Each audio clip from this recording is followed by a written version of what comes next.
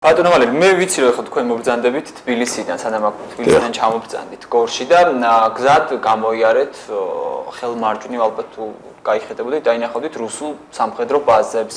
ცენტრალურ მაგისტრალთან ძალიან ახლოს მწვანე ბანერებს, რომლებიც მოსახლეობას ატყობინებენ, რომ იქ არის სახელმწიფო საზღვარი და ეკრძალებად გადაადგილება.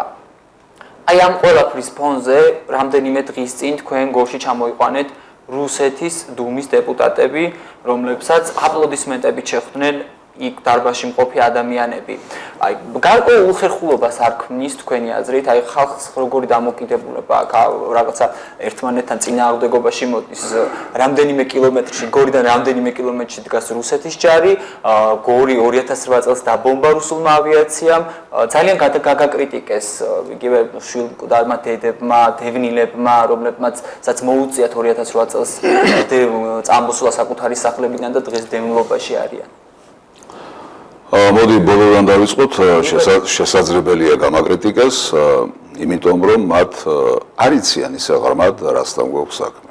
მათ საკუთარი თვალით ნახეს ბატონო ვალერი. რა საკუთარი თვალით ნახეს, საკუთარი მეზობლები, ნათესავები, შვილები, აღარ აქვს საკუთარი სახლი. კი ბატონო და მე ახლა კი არ მინახია პირველად მათი დასახლებები, დიდი ხანია ამას ვხედავ და სწორედ იმის გამო ვიკლავ თავს, რომ ამ რეალობის დაძლევა შევძლო.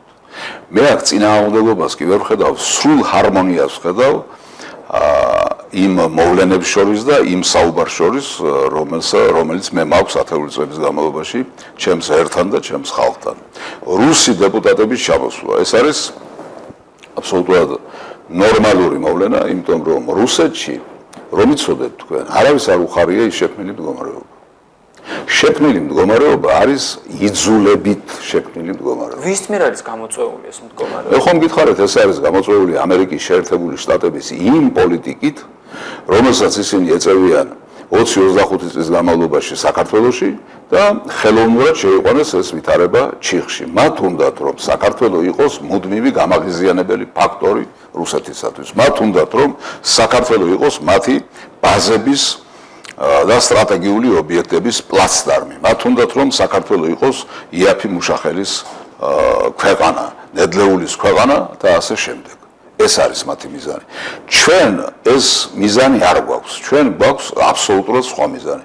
ჩვენ რუსეთთან ისე უნდა მოვაწესრიგოთ ურთიერთობა, რომ არც რუსეთთან და არც გარე სამყაროსთან, არც ახლო მეზობლებთან და არც სხვებთან არ უნდა გქონდეს კონფრონტაციული რეჟიმი. ეს არის ჩვენი მიზანი და აქ ძნელია ვინმე არ დამეთანხმოს. ქართულ ხალხს სურს ეს ბატონო ვალერი, თქვენ რა სურს, მე რაც ეხლა ვთქვი. რუსეთთან იგივე ურთიერთობების აღდგენა. აბა რა სურს ქართულ ხალხს, დაუპირისპირდეს რუსეთს და უკრომეტი უბედურება მოგეკითხებით, არ ვიცი სურს ამ შემთხვევაში. მაგრამ ქართულ ხალხმა გააკეთა არჩევანი და ევროინტეგრაცია აირჩია.